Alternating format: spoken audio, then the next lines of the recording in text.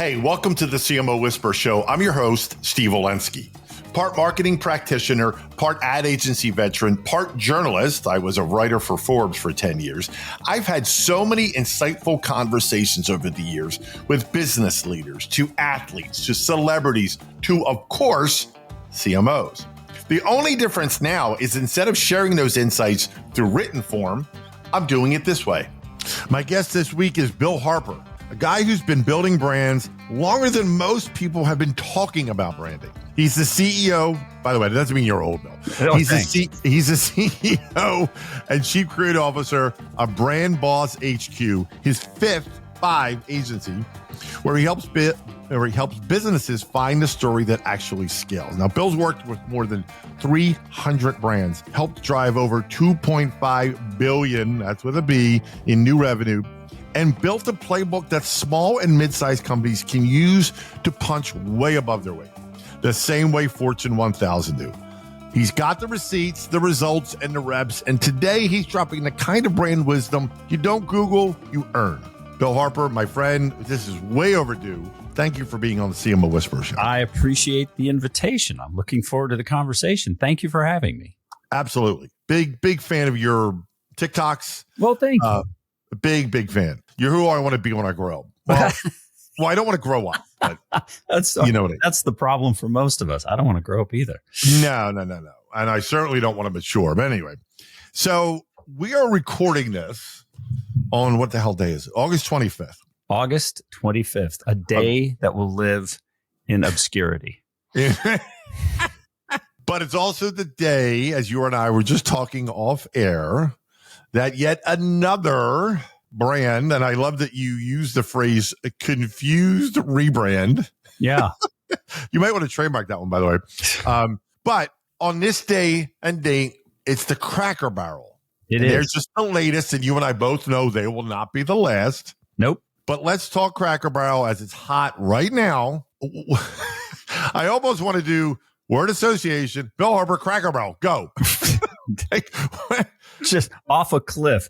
The Cracker Barrel reminds me of the thing Mom used to say, if all your friends jumped off the top of a bridge, would you do it too? Because it's just about as dumb. For those not familiar, and what rock have you been living under, I guess, but especially by the time this comes out, Cracker Barrel changed their logo. How would you describe their old logo? I was like folksy, right? Oh, yeah, folksy. It was, dare I say, timeless in the sense that it was a very traditional, like old-timey logo. And, you know, it was what it was. It had the little guy in the rocking chair sitting next to the barrel, and it had the word cracker in it, which was only funny because I was just served up a spot just before coming on that almost had me in tears. Oh. It was a picture of the Cracker Jacks logo, and it says, we're the only cracker left. And we have to protect us and the dog, right? Because it's the kid and the dog. So it's just, I mean, this thing has taken on wing in a way that, you know, I thought Jaguar had it bad, but Cracker Barrel, I mean, like even American Eagle Outfitters and the Sydney Sweeney thing didn't get it as bad as Cracker Barrel is getting it. Cracker Barrel is like the Sydney Sweeney was the wind up, and then the release was Cracker Barrel. And everybody was just like, I got to say something about it. I got to have an opinion about it. Lines are being drawn. Camps are being made. I mean, this is well past ridiculous at this point. Okay. Of the million questions I have, and I'm going to ask for my audience as well, and you know my audience, or your audience, the marketers or whatever, there's brand man. But yeah, I can't help but like, I almost want to go, put me in that conference room where this was decided. And I just... Okay, so here's how I think this happens. Okay. And I'm going to take woke out of it. Okay. I'm going to take woke out of it because I think woke is the label people like to slap on it, but I don't think that's actually where it started. Now, Jaguar was a different thing. Jaguar was the distillation of woke broke nation. Like it was absolutely like, I don't know who in the hell approved that, but nonetheless, for Cracker Barrel, here's what I think happened. They took a look at what was an aging population. They're looking at younger people with far greater restriction on what they eat, what they'll put in their body, whatever. And they were like, look, we have been riding this cash cow for a long time, and he's getting long in the tooth. What are we going to do? People don't look like this guy anymore. They don't. Look of the store appeals to an older audience. This older audience is aging out. The people that are coming up behind them don't look, don't sound, don't talk like them. Like, what are we going to do? And so they go and hire somebody. I mean, $700 million on this rebrand. I can't even begin to imagine the approval process that must have been required for this ridiculousness to get moved forward. But nonetheless, so they go out and they find somebody and they say, we don't know who we should become. We know who we were, and we believe that that's in jeopardy. Where should we go? And that's what leadership is doing. Because internally, my guess, again, I don't actually have knowledge, but this would be my strong guess, is that they all got together around a table, tried to suss it out themselves, and were like, we're so firmly rooted in who and what we are. We really don't see a path forward. Let's get outside opinion. So they go and they find somebody who is a CMO with vision or whatever. And that person with vision comes in the door and tells them a story. And the internal top brass falls in love with this story and decides we're going to get behind it and we're going to put shoulders into it. And for whatever reason, the story that they decided to tell was, let's make it as franchise boring as humanly possible. I mean, they literally stripped every bit of visual interest out of the brand identity. And then, not to be outdone with what they did to jack up the logo, they then went into the store and stripped virtually everything out of it. I saw a post yesterday that cracked me up. It said it was a side by side of how it used to look in today. And granted, the old one was cluttered. Yep. But the quote on this post was, it looks like they gave design to Dolores Umbridge, which just absolutely cracked me up. They were like, all that's missing are the cat plates. And I think that's kind of what happened is they came in and they said, well, the thing is that this is cluttered. So let's get rid of that. And what's would let a lot of people sit down and eat here is if we just went back to laminate tables. So let's go do that. And that was a price choice. And then, if we're going to have clutter, why don't we have it in a clean, concise way? So somebody make a clutter grid and we'll hang it on the walls, which represents the clutter that used to be there but isn't there. And then we're going to streamline the clutter because there are only these elements that really sell during the year. And it really should be more like this to appeal to this audience. And it was a radical shift for the people that walk in the door that were old Cracker Barrel customers. I have to imagine that it was total abject confusion. Yep. To walk in and look around and be like, I have no idea where I am. I'm suddenly at a Qdoba. Like there was no, it's not that far, but it kind of is, you've stripped everything that it was out of it. And then out of left field comes the race card. Then there's a bunch of uproar about, even I was watching a couple of comedians that were cracking me up that were saying put the cracker back in the barrel. Like it was fine how it was. What are you doing? So, I mean, there's it's just the battle lines are everywhere. And for whatever reason, this brand over all the rest of them sent Jaguar. Jaguar was the one that had it last. They just got crucified on this thing. But correct me if I'm wrong. Was it broken? Did the consumers say? I don't think it was certainly not enough to warrant this kind of slide. I mean, right. We're getting into Bud Light slide territory, right? Like we're getting into walk away from the brand movement in the negative on as far as their stock is concerned. But no, I think what happened is that their growth had kind of plateaued and they just weren't doing great. I don't think they were doing poorly. I think, I'm going to look that up. That's a really good question. What was Cracker Barrel's stock? Yeah, because I don't remember when I heard about the new logo and the in-store changes. Well, I didn't hear anything like you talked, we listened. You know how brands say that with right. Surveys. I don't unless I missed it. I don't remember anybody going on a mountaintop screaming, you got to change your logo. You got to change your in-store experience. All right. Well, going back and taking a look, they sort of peaked. If you look at the last 5 years, they peaked in April of 2021. Their stock price in April of 2021 was at $175. Okay. Now, today, it's at 53.94. Good Lord. And it has been falling over the last 5 years in a fairly predictable decline. So these guys were reacting to a fall off. And really, if you take a look over the last, I guess they started recording in the late 80s or early 90s, it really seemed to start growing as a concept between 08 and it hit sort of like a big peak in 15. So it sort of hit its plateau, skipped around a couple of years, dropped off like everybody else in 2020, rebounded back, and then has been dropping precipitously since then. So this was the company is not doing well. Let's figure out what we need to do to be ready for the next generation, kind of a pivot. It just, look, we could literally spend this entire episode breaking this whole nonsense. And I don't think it could be called much else. Right? But that number, you're in an agency world. I've done the agency dance. That's what really, it pisses me off. It makes me $700 million. 700 million. Okay. I'm sorry. $700 million. Not math.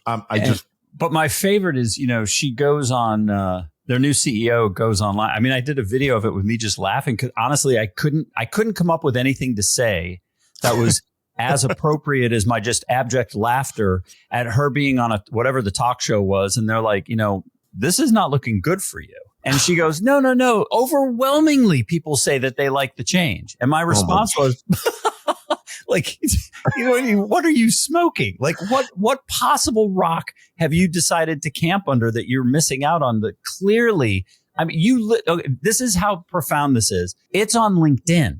Wow. Okay. Most of the time, this kind of rant stuff stays off to Instagram, TikTok, that kind of thing. Yeah. This is the first 5 posts of LinkedIn today, yesterday, and tomorrow on LinkedIn.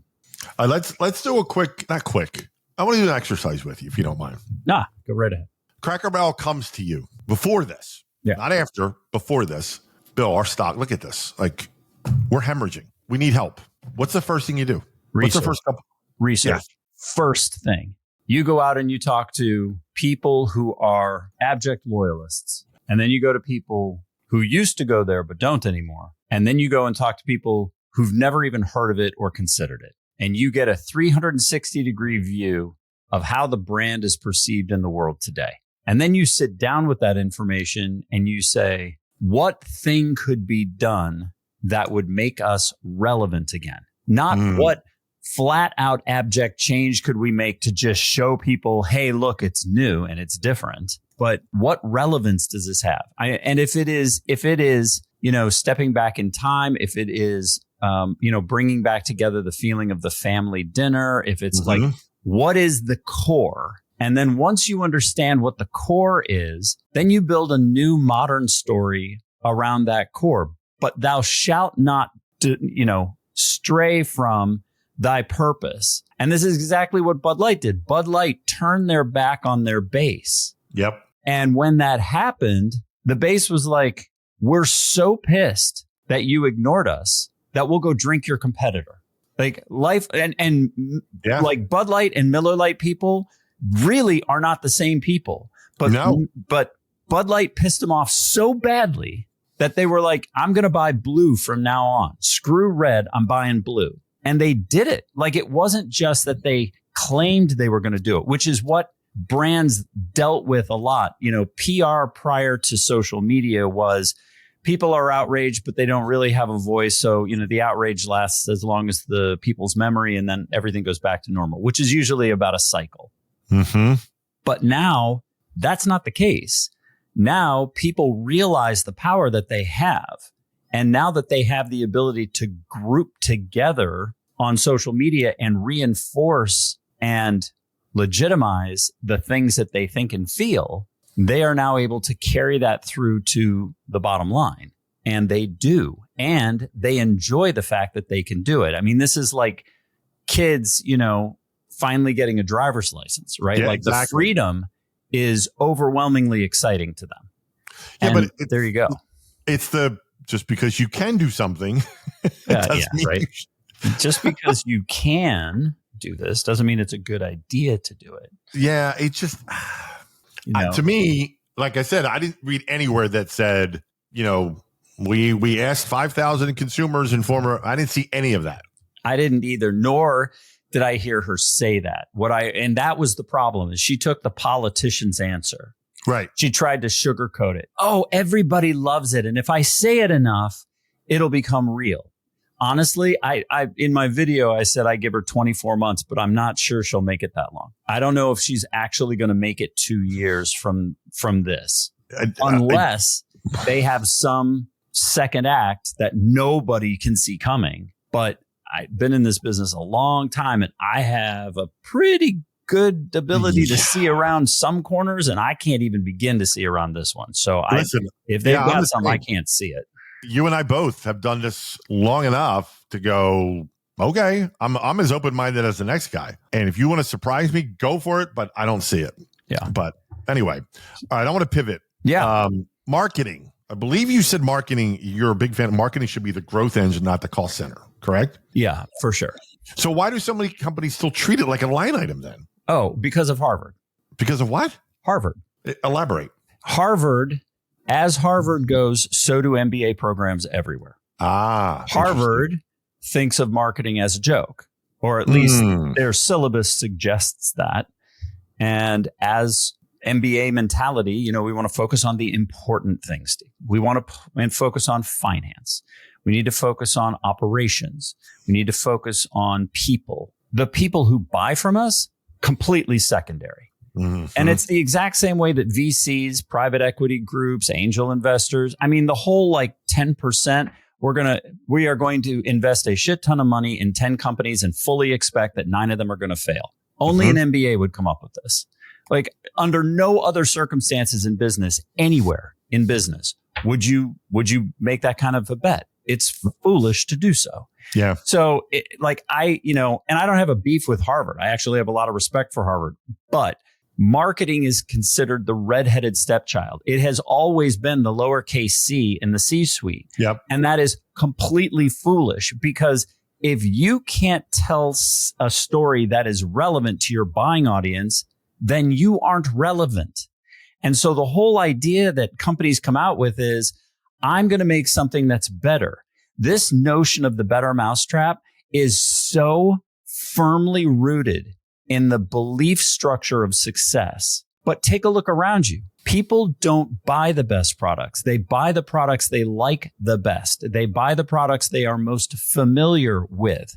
The average person who goes into a small town community and sees 2 options for lunch. I can either go to Bob's Belly Buster, and in the front window of this 1 or 2 person shop is trophies everywhere and a picture of this hamburger that looks idyllic. It looks like something out of, Mount Zeus, right? It's perfect. It's amazing. It's won all these awards. It's been written up everywhere. 70% of people, and this study has been done over and over again, will go to McDonald's and buy a crap burger because they're familiar with the brand. That's profound. And for people who are business owners, not to pay attention to that is ridiculous. And let me go a step further. If you want to watch this happening in real time at a success level that most companies would kill or die to have, look at Liquid Death. Liquid Death is the least innovative product ever made. It is flavored water in a can. Cans are not new. Flavored water is not new. Carbonated flavored water is not new. They have thousands of competitors. And yet they just reached a $1.4 billion valuation because of the story they told. That's it. How much competition is there? Liquid Death is the greatest case study we will probably see in our lifetime of what is possible with story as at the forefront. When you go into the market with a product that you can get on any shelf already from brands you already know, and you can kick the living shit out of them up and down the block because your story was better. When they start teaching this, businesses will stop having those meetings where they sit around and point fingers at each other going, this is another bad quarter. It's sales' fault. You're not saying something that gives sales the opportunity to be able to sell through, because no one can see your value. And thus the salespeople who don't know any better, not because there's anything wrong with salespeople. I'm a salesperson. I know a lot of great salespeople, but those people don't have the vocabulary to come back and say, our purpose isn't coming through. Our value isn't coming through. So what they do is they say, I need a new promotion. I need innovation. I need a pricing advantage. Give me something I can sell. And that puts those businesses in a race to the bottom. Because now all of a sudden you're racing on things that you can't win. You can't be the cheapest. You can't be the fastest because somebody will always undercut you. And so the model is so jacked up. Doing great advertising is easy. Talking businesses off the ledge of the momentum and the repetition and the rest of it that they have become so hopelessly dependent on. It is the opioid epidemic of our industry. And they just do it over and over again. It's like, did you see these glasses? Look at the hinge. Man, I've got a patent on that hinge. Nobody else has that hinge. No one gives a shit. No one cares. Yeah. No one. And so it's everywhere. It is absolutely everywhere. I spend 90% of my career not doing great strategy, not doing great creative. Those things are the easy thing. I spend 90% of my career educating, holding hands, trying to walk somebody off the ledge, keeping them patient enough to actually work through the development of a brand. All the things that they express they want, they think they can get with a pill overnight. And I keep telling them, it's like going to the gym. I don't care how hard you work out that first month. I don't care if you're in that gym 24 hours a day. You are not going to look like Arnold at the end of 30 days. It's not going to happen. But everything about what they're being told on social media, these 24-year-old kids that are like, dude, I'm drop shipping and I'm making $50 million a week and it's bitching and you should get in on it. And they listen to this nonsense. Or they come out of MBA and they're like, I've got a SWOT analysis under one arm and I've got innovation under the other and hot diggity whoop-dee, I'm going to own the world. And I'm like, no chance. There's no chance. It is so not surprising to me that 90% of businesses fail in the first 5 years. Isn't it more exacerbated now in the world of AI? Oh, yeah. And there's the thing about AI is it is a phenomenal tool for efficiency. Repeat that. What was that 4-letter word you used? Tool. Yes. Tool. It's a tool. Can everybody hear that? Yeah, please. TOOL. Go look it up, as in screwdriver. It's a phenomenal tool as long as you remember the cardinal rule. Garbage in, garbage out. If I don't know how to use a saw, it's not the saw's fault when the thing I cut isn't cut right. And this is it. So they're like, AI, I tell you what, Bobby, look how much money we can save by firing everybody and putting an AI agent in. I love that the reports are coming out now and are like, okay, so that was a failed experiment. Let's don't do that again. But people, they see what they want to see. And, I know. It's so there you go. So, and it's the quick, we all know our attention spans are negative numbers anymore. Forget about short. They're just negative. Yeah. And AI comes along with the automation and going, no, we can fix everything. I posted something on LinkedIn. I have to find it and send it to you.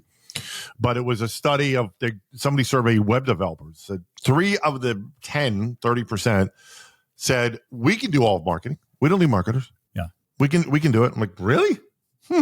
Okay. Did you watch Adobe's Summit presentation from last year? I did not. Okay. So I was watching in abject terror at what I saw.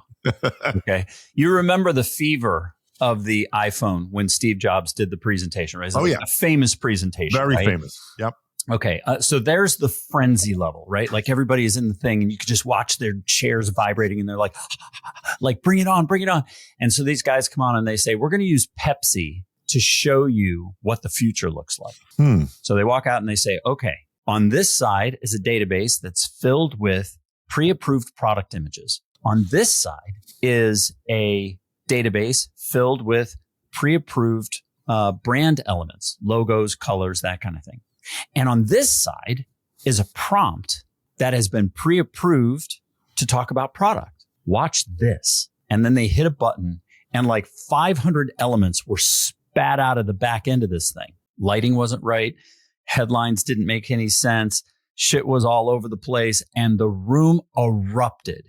They're like, you're never going to have to do another banner ad. You're never going to have to do another social post. You're never going to have to do anything. And these folks fell down like it was the second coming. Like they were like, give it to me. Give me. Whatever it costs. Like, the most ridiculous, like flat out obsessive, like put it in my vein as fast as you can push the plunger. Gotta have it. And I'm looking at this stuff and I'm like, we're going to eat these guys for lunch because they're all racing to the common denominator bottom level. Everything is going to look the same. Everything is going to sound the same. Everything is going to be the same. The only thing that's going to matter is strategy and creativity. That's all that's left. So if the world's crayon box just went from 64 colors to 64 million colors, which is in essence what AI has just done, you can do anything, produce anything, make anything. Fantastic. Then what's left? Something that is relevant, something that has continuity, something that will last the test of time, a story worth listening to. It isn't about the thing. It's about the story the thing allows you to bring to life. And that's the lesson that everybody is going to learn the hard way. And they're already starting to learn it. So, there are going to be businesses everywhere that are like, just hit play, man. Just hit play and shovel that shit out as fast as we can get it out there. And if you thought it was bad before AI, there's going to be 84 billion new blog posts a day that all sound like the robot out of the Jetsons because nobody's checking it. And the number of businesses that aren't even fact checking the stuff that's coming out of this is alarming. The lead gen companies, the repetition in the lead gen companies, the mistakes in the lead gen companies, like these groups that are early adopters to this tech, it's terrifying. By the way, it's not just, I know you know this and you'll definitely resonate with this being in the agency world. So about a year ago, and this is even, AI was starting, but it wasn't like it is now. And a CMO of a Fortune 100 company, I can't tell you who, but she was lamenting, she had an RFP out for creative. And she's like, Steve, I started going through them. I got 5 total. I got to the third one, then the fourth one. I go, wait a minute. Everything's sounding the same. Mm-hmm. Sure enough, all 5 agencies went right to chat, dropped in, right in RFP, didn't change a fucking word. And she went, you're all out. I'm done. Right. And I think that's just starting. Exactly. That's just starting. I mean, I can't tell you the number of people in the last year who have said when we have discovery calls, when we sit down and talk about it, I get the same response 75% of the time. Yeah. You guys don't sound like anybody else. You're like, you guys are doing, like, what you're doing makes sense. Like, it's not just a stack of tactics, but everybody else feels like a stack of Legos. It's like, well, we're going to get a blue one and a red one and a green one and a yellow one and shit. They'll like something on that list. And that's not how we do it at all. I sit down with them. I'm like, look, you have to start here at research. You have to understand what your audience thinks and feels, or you're not going anywhere. And they're like, research? Really? I was like, yeah, really? Like, you're making broad assumptions, lots of them, like money sucking, soul sucking assumptions that are ruining your ability to grow. And they're like, wow, no, we have no idea what our awareness numbers are. No, we have no idea we did some customer surveys asking the wrong questions. It's like, they don't even like it. It's not even a part of their vocabulary to think about this. How in the world are you supposed to develop something that has any meaning if you don't have any understanding of what the people who are supposed to be buying from you value about you? Now, let me do a little pushback. Yeah. Okay. Because I know this stat, whatever the case may be, that the CMO perennially, annually, always has the shortest average C-suite tenure, right? Yeah. We know this. Is it because, and it's probably getting worse because of AI and the CEOs who are clueless going, what used to be 6 months, you can do in 30 days now, right? Oh, sure, I can do that. So everything from under brand now gets tossed aside for performance and that whole argument. And if they don't deliver in 18 months now instead of 36 months, you see where I'm going? So that's part of it. We actually did a study that we conducted for ourselves on this because I wanted to know if that was really what it was. And it wasn't. I was surprised. That was the assumption that we had also. Yeah. Was that people are hired. They're hired to quote unquote get results. The results don't happen fast enough. And in 12 to 18 months, they're out. to try again. What I found, though, was really interesting. So Rochelle and her team went out and did like a whole research thing on this. And what she came back with that was so amazing was CMOs are no longer being hired for brand. They're being hired to fix a problem in the organization. They're being hired as, hey, that person knows social and we have a social problem. You've got 18 months to put our social thing on the right path. And then they move to the next tactic and they say, we have a data problem. Our conversion, our acquisition numbers are too high or whatever. So they'll hire a data person. The data person comes in and says, oh, well, you're hemorrhaging money at having too many products and you've got this. They're almost acting like a consultant. And then they'll do it again. And again, we have a packaging problem. We have a story problem. We have a this or that. No one is actually looking at the brand comprehensively. This is why it's all eroding the way that it is. And when you have the data person in play, the data person is only looking at numbers. They don't come from brands, so they don't understand that any better than the rest of the leadership team does. And when you've got the social person, they're looking at it through the lens of social. So if it doesn't make sense for social, they don't think it makes sense for brand. And so what you've got is you've got the rest of the C-suite that's tenured in as the important things that I spoke to about MBA mentality in the first place. Yeah. Operations, finance, people, management, HR, whatever. Like, you got these people in place that are long-termers. And then you've got this marketing person who's basically been trotted in, given a single objective, go do the objective. Did they do it or not do it? Okay, let's move on to another one. And in the meantime, sales and the belief of innovation, product, and pricing continue to skyrocket internally, and the brand suffers. And that's why you see so little brand anymore. Where are the Coca-Colas of the world any longer? Yeah, like, there's so few of them. And that is why when a group like Dollar Shave Club or Liquid Death or Poopery comes out and actually does the job well, everybody bows down to it, because now it's like trying to find a good movie now. Go find me a Steven Spielberg worth movie right now. I'll pay you $1 million. No, good luck. There's no story left anymore. It's all action sequences and love sequences you've seen 84 times and bad jokes strung together. And it's like, there's no there. There's nothing there to hang on to anymore.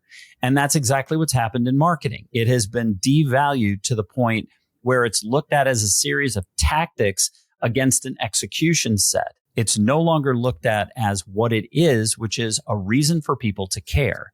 And when they don't have a reason to care, the brands become commodity. And the only thing that matters is, what's the cost? How fast can I get it? And who do I know best so that I feel safest in making the purchase? Exactly. Okay, we're coming up against it. There's no doubt there's going to be at least a part 2, if not a part 3, because I could talk to you, and I know you and I are kindred spirits anyway. So the way I end every episode, for those not familiar, is I call this the Random 5, Bill. Okay. And I pull 5 very random questions from this big database, and it's just for the listeners to get to know you better. Okay. Sounds good. If you're game, go for it. Number 1, if I asked your best friend growing up to describe you, what would they say? Best friend to describe me? Older than his years. Okay. Number 2, what hobby or passion do you have that would surprise people? Woodworking and auto mechanics. Okay. Fast forward 50 years. What do you want people saying about you? He's still helping me get better. Okay. If your life had its own walk-up song, what is it? If my life had its own walk-up song, yes. I'll steal Don't Forget About Me from the Breakfast Club. And the last one's going to be hard for you because I know you're going to have about 50 like I would. But what's the most overrated buzzword right now? Oh, Christ. Yeah, exactly. Overrated buzzword? You could, or overused, or just pick a couple. I know there's a ton of them. Comprehensive is probably my least favorite of them. Oh, I like that one. That wasn't on my list, but you're right. Everything is comprehensive. We're going to do a comprehensive meeting, and then we're going to follow that with a comprehensive lunch. And after that, we're going to have a comprehensive conversation. A few years back, it was integrated. Yeah, there's another one. Sure. Right. But same thing. For sure. Listen, my friend, thank you so much for your time. I cannot thank you enough. My guests are going to love it. I know it. And we're going to have a part 2 for sure. So thank you. Thanks, Steve. I appreciate being on. And I look forward to part 2. It'll be a good time. Well, that wraps up another episode of the CMO Whisperer Show. I hope you shared this episode with your friends. And if you have not already, please subscribe to be kept up to date on all the latest episodes. And if you're so inclined, leave me a review on your favorite podcast platform. Thank you.